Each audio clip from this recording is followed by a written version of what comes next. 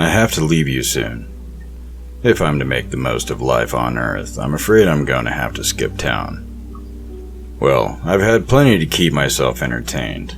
This body just isn't suitable for a run-in with the police.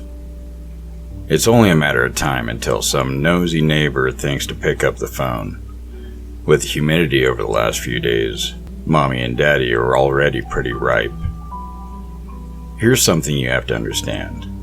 Hell is a big place. I've given you a fair warning about a few of the locations I myself have run into, and that will have to do. Even if I wrote a library's worth of novels solely dedicated to mapping out the distinct locations within Dis, I still couldn't tell you everything about the city. What I can do is give you a bit of information about some of the damned. The Slaughterman. Take a moment to think about all the celebrities you know. How many of them do you reckon would do well in Dis? Not many, I'd wager. Perhaps none. Fame and fortune on Earth doesn't count for shit when you're dead. Very few people are strong enough, mean enough, and downright psychotic enough to earn a reputation in hell. Those few who have what it takes are people you never want to meet. The Slaughterman is one of hell's legends. A huge, bearded man with filed teeth, bloodshot eyes, and foam on his lips. Rumor has it that the day he first emerged from his birthing sack, he was unlucky enough to land at the feet of a slaver tribe. Well, those tribesmen chuckled to themselves and readied their clubs and whips, only too happy to take some fresh meat captive. Outnumbered 12-1, naked, unarmed, and brand new to hell, most people wouldn't stand a chance. If you believe the stories, the Slaughterman shrugged off the clubs battering against him and the whips cutting into his flesh as though they were insect bites. He picked up the first slaver, put his hand into the man's mouth, and pulled his jaw right off his skull. He moved on to another, then another, tearing them apart with his bare hands until the survivors turned and fled. Nobody knows for sure who he was in life. I've heard theories, though. The most popular one being that he was the berserker of Stamford Bridge. Supposedly a single Viking held up the English army single-handedly. It didn't matter that he could never win, that he was outnumbered and his enemies had better weapons and armor. He stood on that bridge and he fought. By the time he was brought down, he'd killed no less than 40 men. I don't know how true any of this is. I've never seen the Slaughterman for myself, and I don't fucking want to.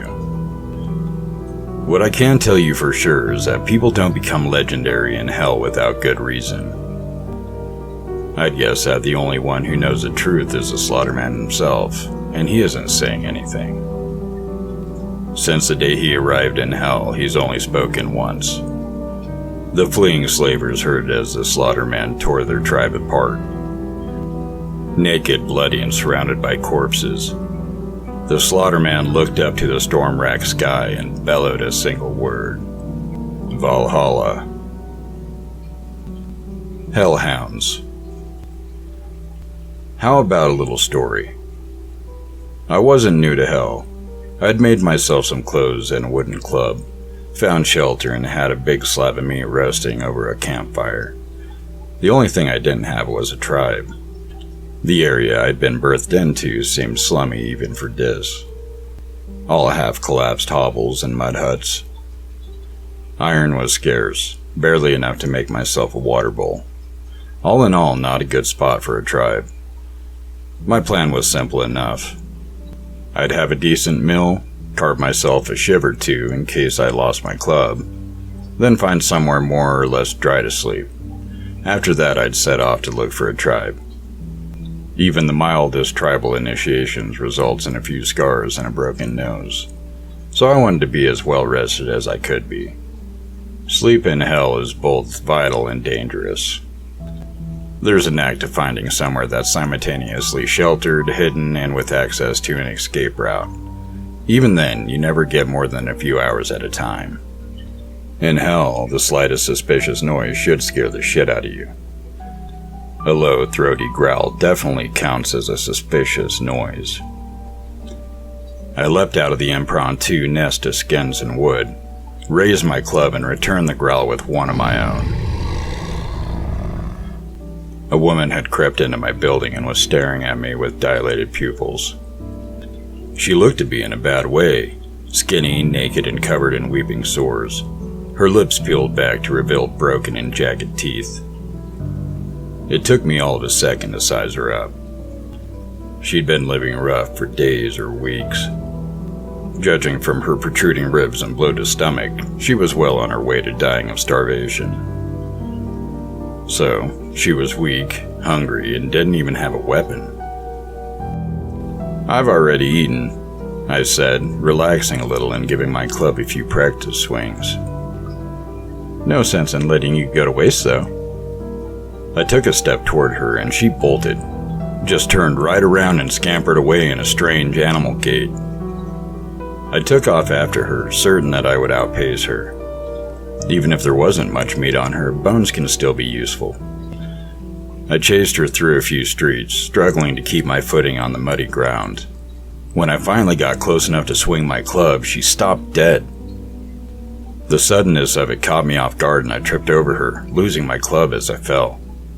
She howled in triumph, a sound that was echoed by a dozen other throats. That day, I learned two things about hellhounds. The people who lose their minds and become little more than beasts after enduring centuries in hell.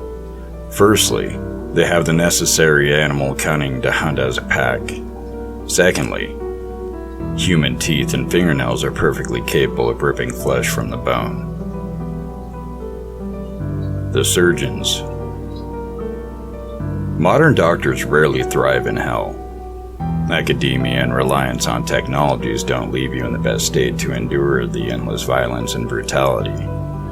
There are exceptions, though. The people who learned to sew their friends back together amid the machine gun fire of the Somme. Shamans, witch doctors, and holy men who endured famine and warfare. Survivalists who knew how to cauterize their own wounds in the middle of a forest. Those are some of the people who might just be strong enough to ply their trade to the damned. After all, working knowledge of basic medicine is just one of those things that's beyond a lot of the meatheads roaming dis. Most of hell's surgeons find a tribe as soon as they're able. Their tools might be crude, but they soon learn to make do. Flint, slate, and shards of glass serve as their scalpels. They make thread from human hair and needles from slivers of iron. Whenever a member of the tribe has an infected sore, a surgeon will be the one to drain the pus. A tribal surgeon could well save your life, but they'll do it without anesthetic. Then there are the freelance surgeons, the people who try to go alone. They make themselves a uniform. The theory being that the damned will recognize them if they all look alike. It doesn't really work, but then you can't expect much logic from people who've lost count of how many times they've died. For one thing, fashions change over time. I'm told that freelancers wore headdresses and bone necklaces at one point. The current trend is to mimic Venetian plague doctors by donning a beaked mask and wearing a long coat of fire-blackened skin. Freelancers are rare, very rare in fact. You'll see thousands of the damned for every freelance surgeon you come across. When you do come across one, be fucking careful. Firstly, surgeons don't get a free pass in hell. The damned are more likely to attack a freelancer than they are to barter their tools, clothes, and slaves in exchange for his services. You can't be certain if the man in the bird mask and black coat is really a surgeon or somebody who murdered a surgeon and took his clothes. Perhaps they made the outfit themselves in order to draw the weak and wounded close.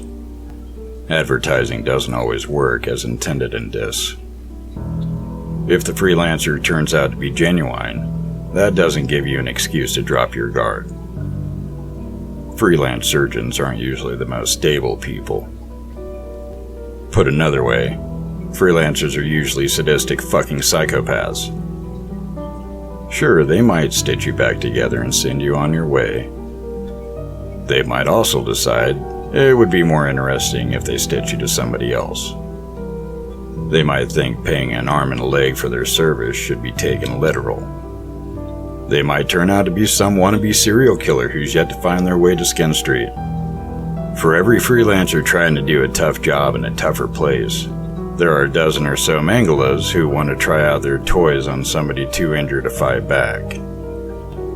Stick with your tribe surgeon if you're lucky enough to have one.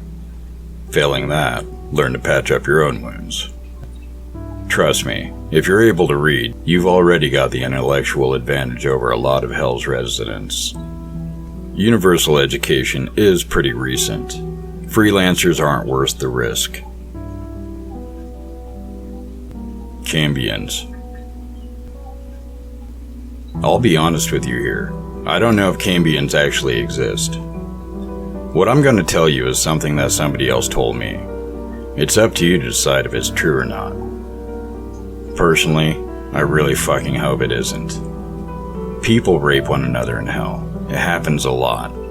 If you're not strong enough, it'll happen a lot to you. The good news for the ladies out there is that damn men fire blanks.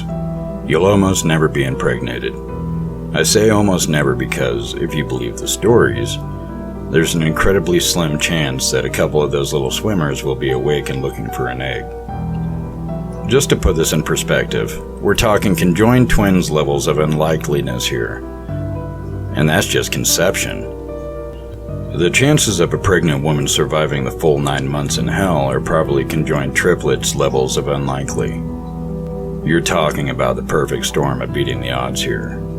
But this is eternity. A monkey randomly mashing keys on a typewriter will eventually produce a complex works of Shakespeare if it goes on for eternity. The result of that perfect storm, of those monkeys with their typewriters, is a cambion.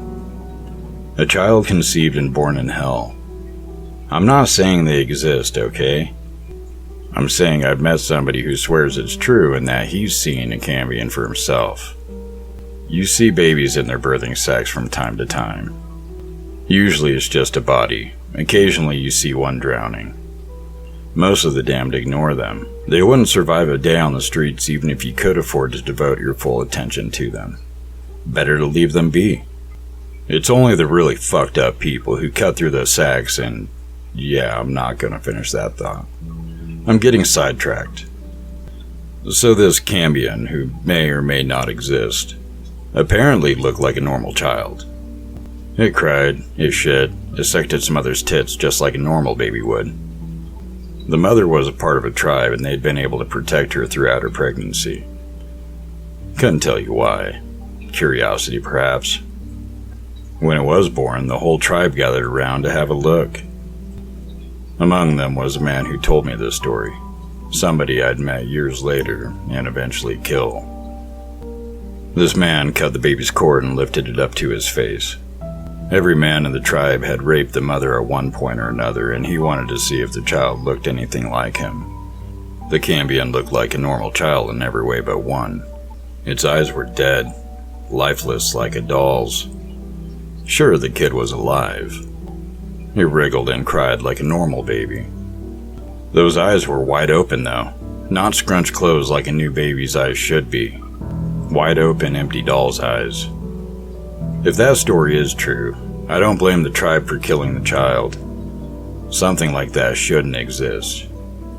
Right, I'm done. I have to go. This is the point where people like to have things nicely tied up. A few dragons slain, a few maidens saved. At the very least, you could expect some kind of moral lesson to think over. I think that, in this case, that sort of thing is missing the point. There are no dragons to slay, no morals to learn. We do not live happily ever after. There is no grand revelations, no clever twists, no purpose, no redemption, no hope. There's only eternity among our own kind.